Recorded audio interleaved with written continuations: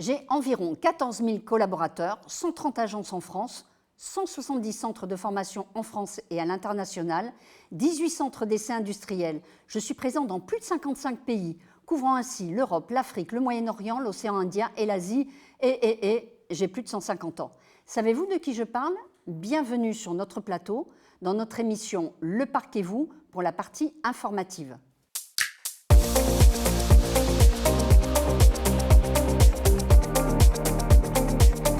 Bonjour Elodie, bonjour Enzo. Bonjour Véronique. Donc je parlais du groupe APAV.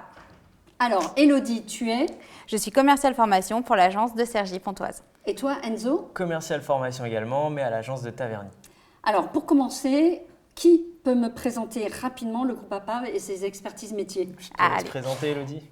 Tout à fait. Donc du coup, Véronique, vous aviez très bien résumé notre groupe. On a en effet 150 ans d'existence. Notre rôle, c'est d'accompagner nos clients dans leur maîtrise de risque, que ce soit technique, humain, numérique.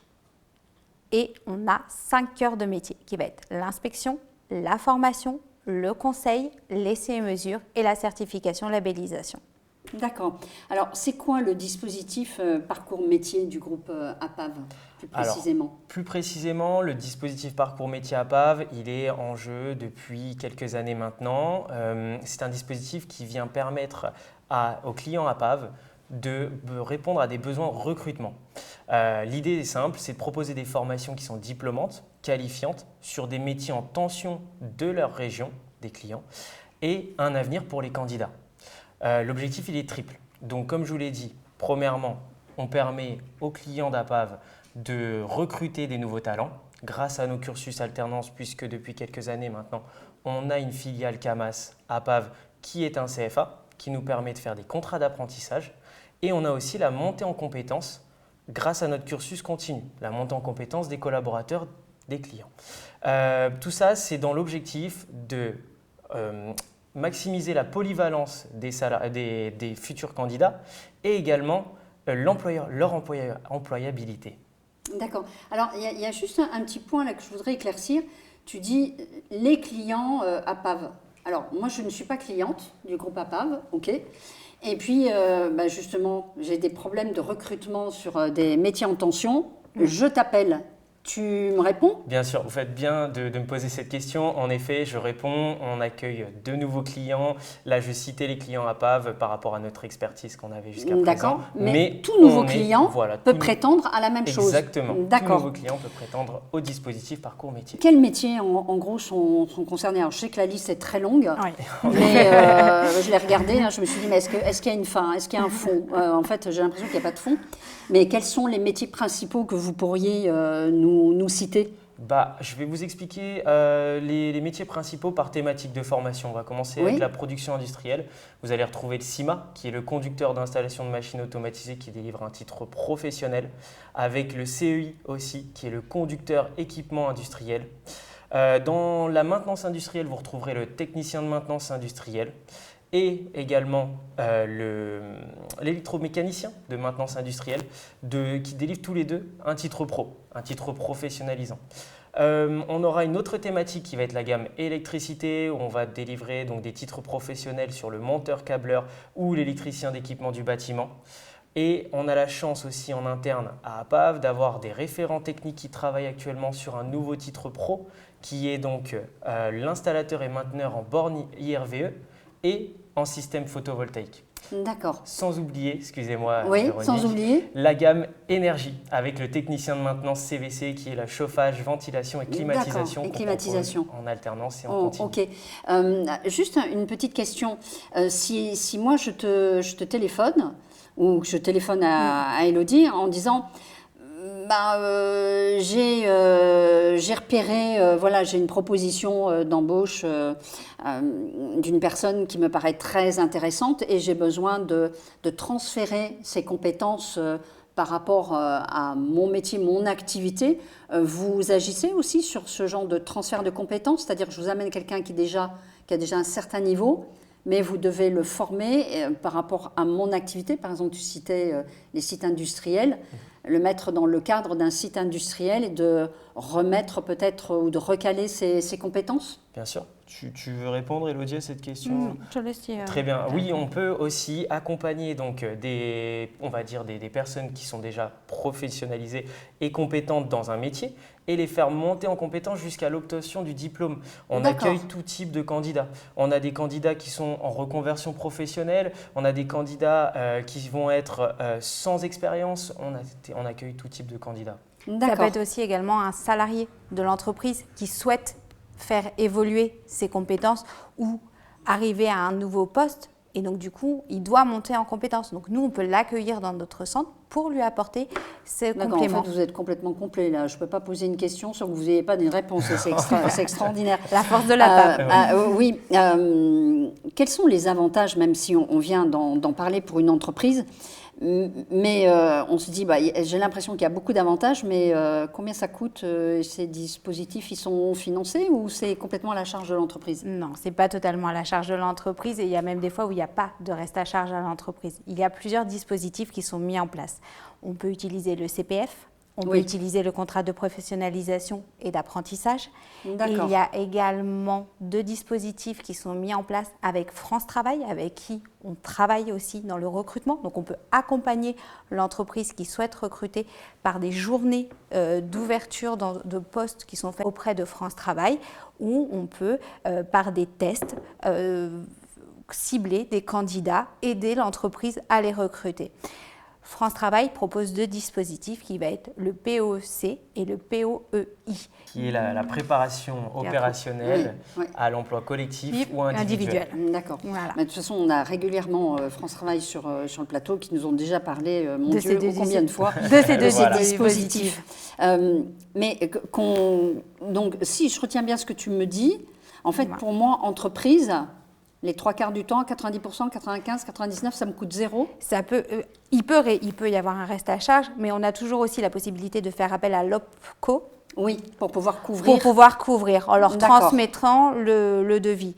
De toute manière, le coût de la formation va être défini en fonction du parcours, des modules que l'entreprise souhaite mettre en place. C'est-à-dire que quand on met un projet de parcours métier avec l'entreprise, on définit les axes qu'ils souhaitent et les modules qu'ils souhaitent mettre en place pour l'obtention du titre. Donc c'est du sur-mesure que vous faites. Tout à fait, exactement.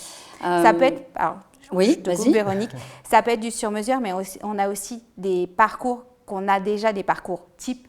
Et donc, dont l'agence Denso met en place, où là, ce ne sera pas du sur-mesure. Sur le sur-mesure, ce qui est intéressant, c'est qu'on adapte aussi par rapport au processus de l'entreprise et à leur vocabulaire. C'est-à-dire qu'on a l'avantage d'avoir des formateurs qui sont double casquette, qui interviennent sur le parc. Il y a des sociétés qui sont déjà clientes à PAV, et donc les formateurs connaissent leur matériel, connaissent les responsables de maintenance, connaissent l'environnement de l'entreprise. Donc, le fait d'avoir ce double casquette, ça intègre tout de suite le salarié ou l'apprenant ou le nouvel embauché dans les conditions de l'entreprise. Oui, ce qui fait que quand il retourne en entreprise, il n'est pas perdu. En décalage, il n'est pas perdu.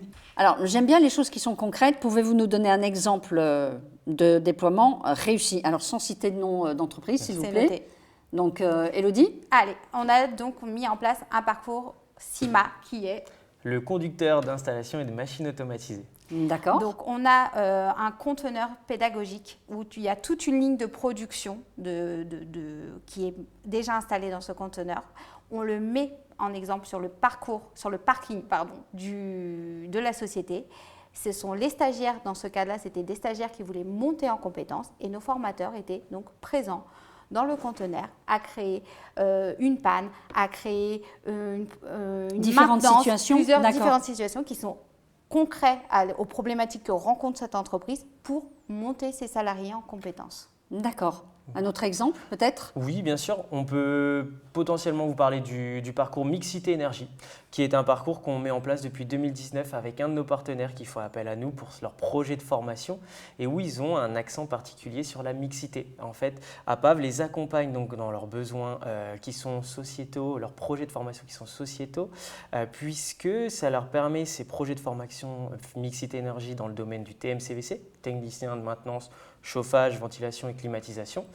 On intervient, on va former bien entendu, quand je vous dis mixité, également des personnes de la gente féminine. Bien qu'on le sait, les métiers techniques aujourd'hui, il y a une majorité de présence masculine.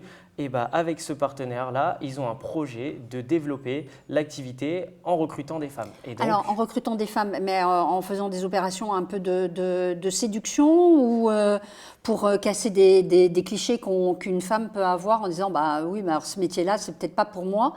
Donc, c'est une opération en même temps de séduction et en même temps le fait de dire vous pouvez le faire. C'est ça, c'est une opération pour montrer que le métier est totalement accessible pour tous. Pour tout le monde. C'est un métier mixte. Aujourd'hui, cette société voulait casser les codes de dire que tout ce qui est métier technique n'est adressé qu'aux hommes. Que voilà, on n'est pas, les femmes ne sont pas contentées au métier du secrétariat ou de l'assistanat ou autre. C'était vraiment de dire, on vous accompagne, vous en êtes tout autant capable. Donc c'était bien une volonté de l'entreprise à la base et vous avez pu répondre en mettant en place ce genre de programme. Comment suivre une formation chez vous Comment suivre ? Il faut nous contacter. Élodie, Enzo. D'accord. Et puis, boum, et ça part. Enzo, on se rencontre, on définit vos projets, vous nous parlez de vos problématiques de recrutement, vos besoins de montée en compétences, vos salariés, on définit le projet, on vous accompagne sur le recrutement, sur le financement, de A à Z. De A à Z, tu boucles tout, tu fais tout pour moi. Oui. Alors, moi, je vais peut-être vous poser une question qui fâche, mais c'est vrai que quand on regarde aujourd'hui dans l'univers de la formation professionnelle, il y a quand même une offre importante. Oui. Vous n'êtes pas tout seul. Bien sûr. Qu'est-ce qui fait que je téléphonerais plutôt à Enzo et à Élodie qu'à quelqu'un d'autre ? Alors, tout simplement, on a l'expertise APAV. Aujourd'hui, APAV a plus de 150 ans d'expérience derrière. Notamment dans le monde de la formation, on est très connu sur les formations réglementaires. On sait appliquer tout ce qu'on fait en formation réglementaire sur nos formations métiers. Aujourd'hui, on a une spécificité aussi à Taverny, c'est qu'on la considère un peu comme une agence unique sur l'Île-de-France. En réalité, pourquoi elle est unique ? Simplement parce qu'on est depuis 1995, car on a racheté les locaux, on est donc sur un site qui est l'ancien site de l'IFE, qui est l'Institut français de l'énergie. Et tout ça, ça nous a permis de garder le matériel qui était déjà sur place et un matériel qu'on a mis au goût du jour, bien évidemment, et qui permet d'immerger le candidat, les stagiaires dans un monde réel d'entreprise, dans des cas pratiques qu'ils peuvent retrouver au sein de leur activité. Comme dans le container. Exactement. D'accord. Tout ça, je dirais que c'était plus APAV. En complément de ce que dit Enzo, je rajouterais qu'on a aussi une force d'ingénierie derrière nous. C'est-à-dire qu'on est accompagné de responsables de gamme. C'est-à-dire qu'on a des équipes qui étudient les veilles réglementaires, qui étudient les formations, qui adaptent les formations en fonction du besoin du client. On n'est pas tout seul derrière. On a cette force-là aussi. Et en plus, moi, je rajouterais une force, c'est quand même ce dont vous avez parlé tout à l'heure, c'est sur mesure aussi. C'est ça. Cette possibilité de faire sur mesure. Merci beaucoup de cet échange. Merci. Élodie et Enzo. Quant à nous, nous nous retrouvons très bientôt pour un autre rendez-vous. Suivez-nous sur les réseaux sociaux et sur notre chaîne YouTube. Likez, commentez, partagez, ça vous connaissez. Merci de votre fidélité. Merci d'avoir regardé cette vidéo jusqu'à la fin. Vous y retrouverez toutes les coordonnées nécessaires de l'APAV en ce qui concerne les parcours métiers. On va même vous donner les numéros de portable d'Élodie et puis d'Enzo, pourquoi pas. Vous êtes d'accord ? Voilà. Merci à toute la régie, merci à notre photographe et à ma régisseuse préférée. À bientôt. D'ici là, surtout, prenez soin de vous. Puis maintenant, vous ne pouvez pas dire que vous ne connaissez pas les parcours métiers.